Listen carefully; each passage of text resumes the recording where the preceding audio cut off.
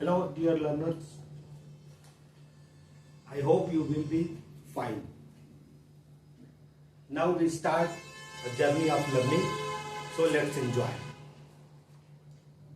हमने पिछले वीडियो में लेटर को डिफाइन किया था as a small unit of language. यहां से लैंग्वेज की शुरुआत होती है, फिर आगे हम इसको अध्ययन करेंगे। जब ये लेटर्स मिलते हैं तो वर्ड का फॉर्मेशन होता है।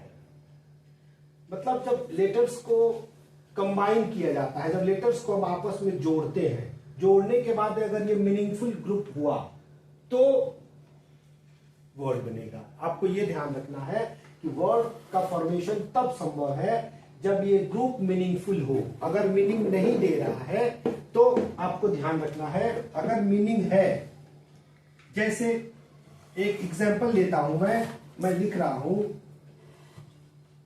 रेट। रेट को आप देख रहे हैं RA और T। इसमें 3 लेटर्स का यूज हमने किया है वर्ड बनाने के लिए। तो जैसा कि आप सभी जानते हैं कि ये मीनिंगफुल है, रेट का अपना अर्थ है, इस वजह से ये वर्ड हुआ। लेकिन अगर मैं इसका सीक्वेंस ऐसे कर दूं कि ये मीनिंगफुल न रह जाए, तो जैसे मैं कह दूं इसको ATR, ऐसा कुछ लिख दूं मैं, तब आप देखेंगे कि ये मीनिंगफुल सेंस नहीं दे रहा है। इस वजह से ये वर्ड नहीं कहा जाएगा। ये ध्यान रखना है। वर्ड तब होगा जब मीनिंगफुल ग्रुप हो, ये आपको ध्यान रखना है। अब ये वर्ड जो है इनका बहुत ही इंपॉर्टेंट रोल है इंग्लिश लैंग्वेज में। ये वर्ड एक ऐसा, इस वर्ड को एक बार थोड़ी सी और इसके बारे में हम जानकारी लेते हैं। आइए आगे।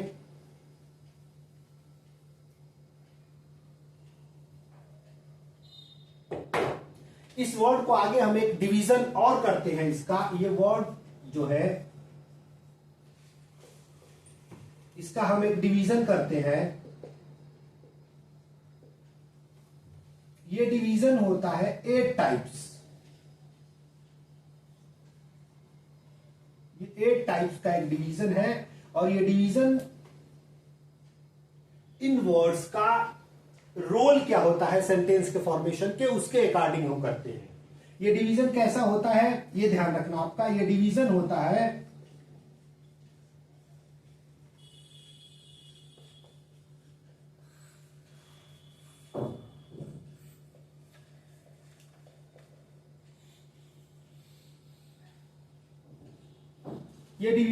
है according to their role in a sentence, according to their function in a sentence. Sentence में ये वर्ड्स जो कार्य करते हैं उसके आधार पे इनको 8 टाइप्स में हमने डिवाइड किया, और इसी का इनकमिंग वीडियोस में हम लोग अध्ययन करेंगे। इसी डिवीजन का नाम हमने दे दिया है पार्ट्स ऑफ स्पीच। ये आपको ध्यान रखना है। इसकी हम लोग बहुत ही गहराई से इसका अध्ययन करेंगे आने वाले समय में। तो ये जो डिवीजन है वर्ड्स का, ये इस डिवीजन को हमने 8 टाइप्स में किया है। किस आधार पे, उनका फंक्शन क्या है, सेंटेंस में वो किस तरह का काम करते हैं, किस तरह का रोल प्ले करते हैं, इसके अनुसार हमने जो ये डिवीजन किया है इसी को हमने नाम दे दिया पार्ट्स ऑफ स्पीच। आइए अब इन वर्ड्स को मिला के आगे क्या बनता है इसका अध्ययन करते हैं।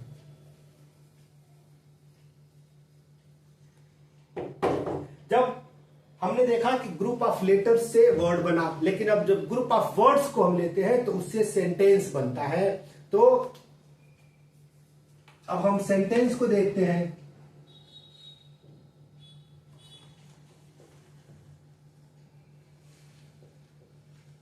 सेंटेंस को जब हम डिफाइन करते हैं तो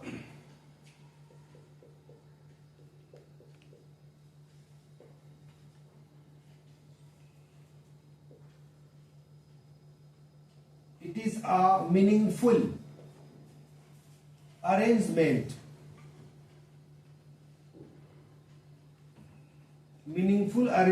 of words। अब आप ध्यान दीजिए, इसको मैंने कैसे डिफाइन किया। It is a meaningful arrangement of words. Meaningful के साथ हमने अरेंजमेंट की बात इसमें की है। वर्ड्स का मीनिंगफुल अरेंजमेंट होता है तो सेंटेंस बनता है। अब इसको समझिए मीनिंगफुल अरेंजमेंट कैसे होता है। जैसे इन हिंदी में आपको एक सेंटेंस बताऊं, अगर मैं आपसे कहूं कि मेहमान को प्लेट में रखकर खाना दो, आप इस एग्जाम्पल पे ध्यान दीजिएगा। मैं आपसे कह रहा हूं कि मेहमान को प्लेट में रखकर खाना दो, तो आपने देखा इसमें जितने भी वर्ड्स का यूज हो रहा है, मेहमान को प्लेट में रखकर खाना दो, 6 और 7 वर्ड्स का मैंने यूज किया और हर एक वर्ड्स अपना एक मीनिंग रखता है, हर एक वर्ड्स मीनिंगफुल है, लेकिन अरेंजमेंट इनका सही नहीं है। क्या संभव है कि आप मेहमान को प्लेट में रखेंगे? बिल्कुल संभव नहीं है। तो समझिए मीनिंगफुल तो है सारे वर्ड्स, लेकिन अरेंजमेंट सही नहीं है, इस वजह से ये सेंटेंस नहीं हुआ। तो आपको इसको कहना पड़ेगा मेहमान को नाश्ता प्लेट में रख कर दो, तो सेंटेंस सही होगा। तो आपको ध्यान रखना है कि मीनिंगफुल अरेंजमेंट का बड़ा इंपॉर्टेंस है सेंटेंस के फॉर्मेशन में। अब एक हम लोग एग्जाम्पल के तौर पे एक सेंटेंस लिखते हैं।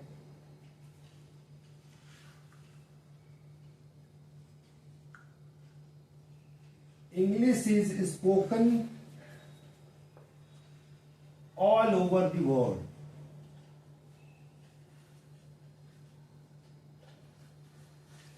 English is spoken all over the world. देखिए ये जो अरेंजमेंट है सारे मीनिंगफुल है, इस वजह से ये हमारा सेंटेंस हुआ। लेकिन अगर इसके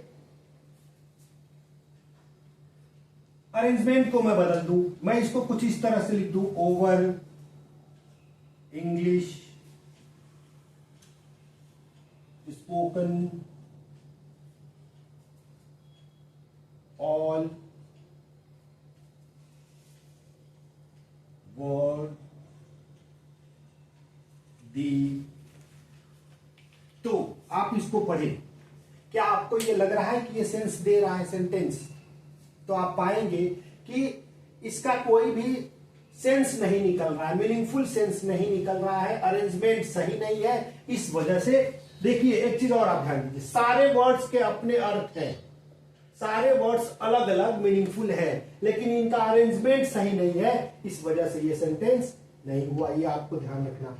तो फिर ऐसे सेंटेंस जिसका अपना मीनिंग ना हो उसको हम क्या कहेंगे? तो उसको एक नाम दे दिया हमने, जिनका अपना मीनिंग नहीं होता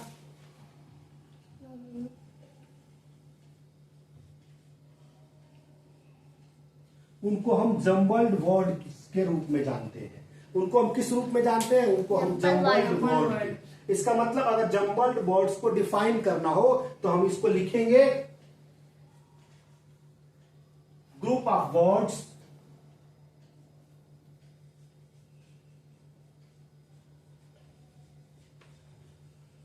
a group of words that have no meaningful sense.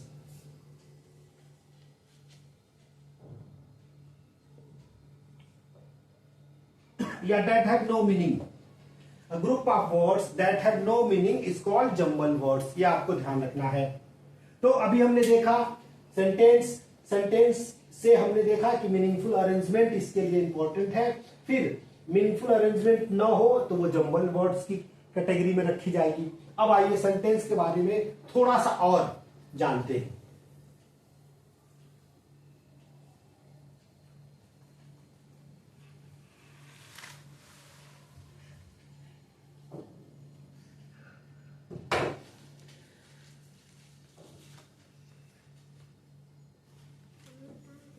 अब जब भी हम सेंटेंस बनाते हैं उस हमेशा सेंटेंस के 2 पार्ट्स हो जाते हैं, जिसको हम एक को सब्जेक्ट कहते हैं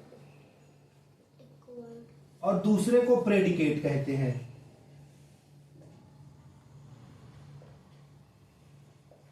अब ध्यान दीजिए, यहां से अब हमको इंग्लिश ग्रामर को बहुत अच्छी तरीके से सीखना है। यहां से हमारे जब भी हम किसी कॉम्पिटिटिव एग्जाम में बैठते हैं तो यहां से क्वेश्चंस पुट अप किए जाते हैं।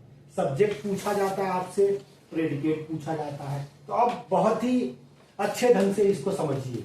अब सब्जेक्ट के बारे में मुझे लगता है आप भली भांति परिचित होंगे। जब भी आपसे सब्जेक्ट के बारे में पूछा जाता है तो आप सब्जेक्ट को कहते हैं डूअर। जब भी आपसे पूछा जाए तो आप कहेंगे सब्जेक्ट कौन है, तो आप कहते हैं डूअर। आपकी बात सही है, सब्जेक्ट डूअर होता है, लेकिन ये बात पूरी तरह से सही नहीं है। कभी कभी ऐसा भी होता है कि डूअर सब्जेक्ट नहीं भी होता है, इसको हम जानेंगे। जैसे देखिए, जब आप पैसिव सेंटेंस की बात करते हैं तो पैसिव में कभी भी डूअर सब्जेक्ट नहीं होता। इसी वजह से ये डेफिनेशन जो है सब्जेक्ट का, ये पूरी तरह से परफेक्ट नहीं है, पूरी तरह से डिफाइन नहीं कर रहा है सब्जेक्ट को। इस वजह से हम लोग सब्जेक्ट को कहते हैं, सब्जेक्ट को जब हम डिफाइन करते हैं तो कुछ इस तरह से करते हैं, subject is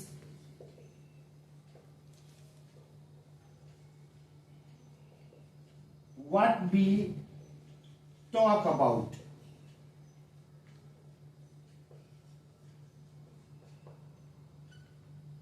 subject is what we talk about. इसको ध्यान रखिए, बहुत ही अच्छा डेफिनेशन है और ये हर जगह सब्जेक्ट के लिए एक ये कंप्लीट डेफिनेशन है, इसको ध्यान रखना है।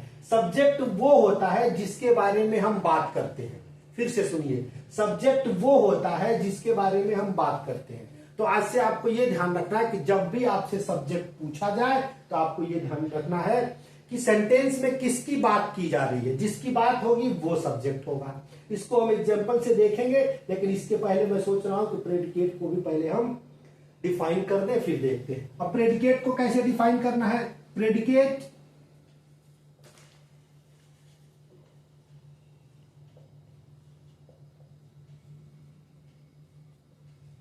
predicate is what is told.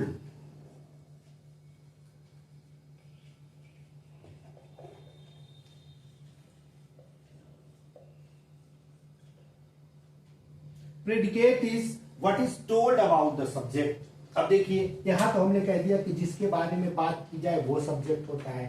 फिर ये सब्जेक्ट के बारे में जो कुछ कहा जाता है, सब्जेक्ट के बारे में जो कुछ कहा जाता है वो प्रेडिकेट होता है। मतलब सब्जेक्ट के बारे में जो भी इंफॉर्मेशन आगे दी हुई रहती है, सेंटेंस में सूचना दी जाती है सब्जेक्ट के बारे में, वो सारा प्रेडिकेट होता है। फिर से एक बार मैं दोनों को इन हिंदी डिफाइन करता हूं कि आप इसको आसानी से समझ सकें। सब्जेक्ट वो होता है जिसकी हम बात करते हैं, और सब्जेक्ट के बारे में जो कुछ बताया जाता है वो प्रेडिकेट होता है। Are you getting my point? Subject वो होता है जिसके बारे में हम बात करते हैं, ओके। और प्रेडिकेट सब्जेक्ट के बारे में जो कुछ कहा जाता है वो प्रेडिकेट होता है। अब इसको एक एग्जांपल से समझते हैं हम। पहले इन हिंदी में आपको एग्जांपल्स देके समझाने की कोशिश करता हूं। मैं कहूं, हमारे शहर में कल एक नेताजी आए थे। थोड़ा सा डिफिकल्ट है सेंटेंस, लेकिन आप बताएं। हमारे शहर में कल एक नेताजी आए थे। इसमें मैं किसकी बात कर रहा हूं? नेताजी, एक नेताजी की। बहुत अच्छा, आपने रिप्लाई किया कि एक नेताजी की, तो सब्जेक्ट कौन सा हुआ? नेताजी। और नेताजी के बारे में जो कुछ सूचना दी जा रही है वो सारे प्रेडिकेट हो गए। नेताजी, एक नेताजी सब्जेक्ट, और कल हमारे शहर में आए थे, ये सारे हिस्से प्रेडिकेट। अब एक छोटा सा एग्जांपल जिसको हर बच्चा समझ पाए। जैसे मैं कहूं मेरा भाई बाजार जाता है, तो मैं किसकी बात कर रहा हूं? भाई की, मेरे भाई की। तो मेरा भाई क्या हो गया बेटा? सब्जेक्ट हुआ, ओके। और उसका बाजार जाना, वो बाजार जाता है, ये प्रेडिकेट हुआ। एक और सेंटेंस लो, लड़कियां मैदान में खेल रही हैं, मैं किसकी बात कर रहा हूँ? लड़कियों की। तो लड़कियां क्या हो गई? सब्जेक्ट। और बाकी बचा हिस्सा प्रेडिकेट। अगर मैं आपको एक पैसिव सेंटेंस लेता हूं, मैंने कहा कि पैसिव में डूअर सब्जेक्ट नहीं होता। सड़कें बनाई जा रही हैं, मैं किसकी बात कर रहा हूँ? सड़कों की बात कर रहा हूँ। पेड़ काटे जा रहे हैं, मैं किसकी बात कर रहा हूँ? पेड़ की बात कर रहा हूँ। तो पेड़ और सड़कें ये सारे क्या हो गए? सब्जेक्ट हो गए। और इसका बाकी बचा जो हिस्से हो गए, बाकी बचा जो हिस्सा वो क्या हो गया? प्रेडिकेट हो गए। Very good. चलिए अब इसको आइए थोड़ा सा और एक एग्जांपल इन इंग्लिश देखते हैं।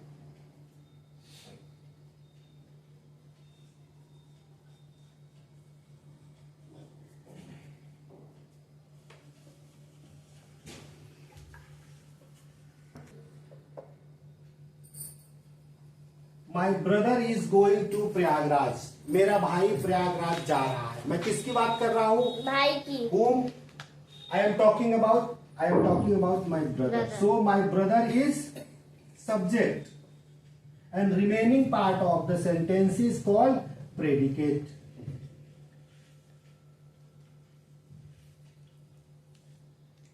अब समझिए आप, जिसकी मैं बात कर रहा हूं वो सब्जेक्ट हो गया और सब्जेक्ट के बारे में जो कुछ बताया जा रहा है वो प्रेडिकेट हो गया। Are you getting my point? आप समझ रहे हैं मैं क्या कह रहा हूं, सब्जेक्ट और प्रेडिकेट?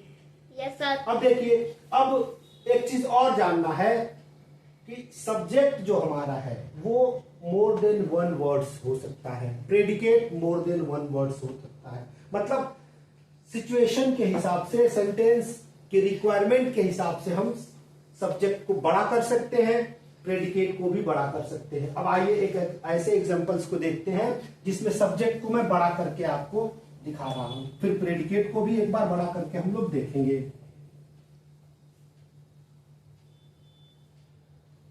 देखिए कैसे सब्जेक्ट रिक्वायरमेंट ऑफ सेंटेंस के अकॉर्डिंग कैसे सब्जेक्ट को बड़ा किया जाएगा।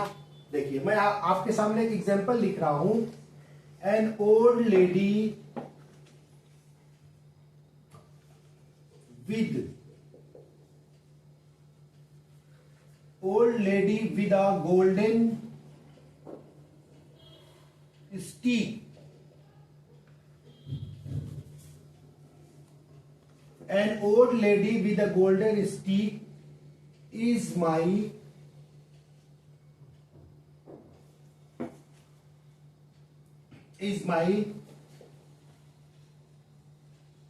mother।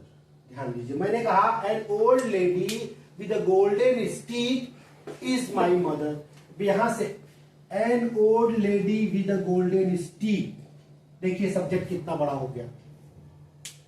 देखिए 1 2 3 4 5 6 7 वर्ड्स आर यूजिंग। इसमें 7 वर्ड्स का यूज हुआ है सब्जेक्ट के रूप में। An old lady with a golden stick, ये सब्जेक्ट हो गया, और इज माई ब्रदर,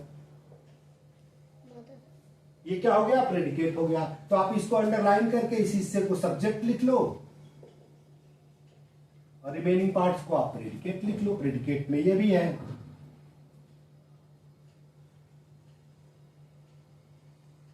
अब आइए एक एग्जांपल और लास्ट में देखते हैं जिसमें प्रेडिकेट को मैं बड़ा करके आपको दिखाता हूं।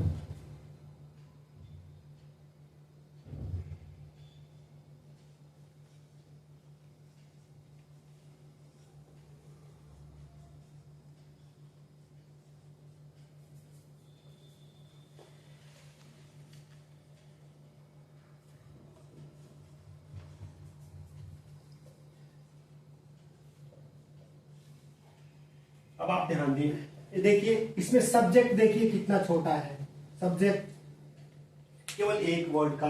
अब प्रेडिकेट देखिए, is going to market to purchase some fruits. ये देखिए ये हिस्से जो बाकी बचे हिस्से, देखिए प्रेडिकेट को मैंने बड़ा करके आपको दिखा दिया। ये देखिए प्रेडिकेट हो गया। प्रेडिकेट एक से ज्यादा वर्ड्स का। अब भी देखा आपने कि सेंटेंस के रिक्वायरमेंट के हिसाब से सब्जेक्ट को बड़ा या छोटा किया जा सकता है। It means subject or predicate may be more than one words. ये आपको ध्यान रखना है कि सब्जेक्ट और प्रेडिकेट जो है एक से ज्यादा शब्द के हो सकते हैं। तो ये चीजें सब्जेक्ट और प्रेडिकेट आपने जाना कि कैसे सब्जेक्ट जिसकी मैं बात कर रहा हूं वो सब्जेक्ट, और सब्जेक्ट के बारे में जो कुछ सूचना दी जा रही है वो सारे हिस्से हमारे प्रेडिकेट कहलाते हैं। अब देखिए एक बहुत ही जरूरी, बहुत ही इंपॉर्टेंट पॉइंट्स है जिसमें आप कंफ्यूज होते हैं। आपने देखा सब्जेक्ट और प्रेडिकेट। अब देखिए जैसे प्रेडिकेट का सबसे महत्वपूर्ण हिस्सा क्या होगा ये हमको जानना है। जब आप सेंटेंस का फॉर्मेशन देखते हैं तो आप लिखते हैं सब्जेक्ट, वर्ब एंड ऑब्जेक्ट। ये सिंपल फॉर्मेशन है एक सेंटेंस का। तो आपने इसको तो सब्जेक्ट कह ही दिया। अब जो बाकी बचे हिस्से हो रहे थे सब्जेक्ट के अलावा, ये तो सब्जेक्ट है ही, सब्जेक्ट के अलावा ऑब्जेक्ट, वर्ब, ऑब्जेक्ट को आपने प्रेडिकेट कहा।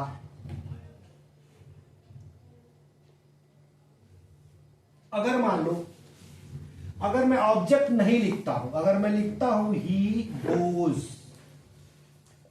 अगर मैं सिर्फ ही गोज लिखता हूं तो ही को आप सब्जेक्ट कहेंगे और गोज को आप प्रेडिकेट के रूप में बताएंगे। अब देखिए, मतलब सबसे इंपॉर्टेंट हिस्सा प्रेडिकेट का जो है वो आपको ध्यान रखना है कि वो वर्ब है। बिना वर्ब के प्रेडिकेट को लिखना संभव नहीं है। ऑब्जेक्ट ना हो, अदर वर्ड्स ना हो तो सब्जेक्ट, तो आप प्रेडिकेट हम लिख सकते हैं। ध्यान रखिएगा मेरी बात को, बहुत ध्यान से सुनिए इसको। अगर पूरे सेंटेंस में ऑब्जेक्ट ना हो, अदर वर्ड्स ना हो, तो सिर्फ वर्ब हो तो भी हम प्रेडिकेट को लिख सकते हैं। लेकिन अगर वर्ब ही ना हो तो फिर प्रेडिकेट को लिखना संभव नहीं है, यह आपको ध्यान रखना है।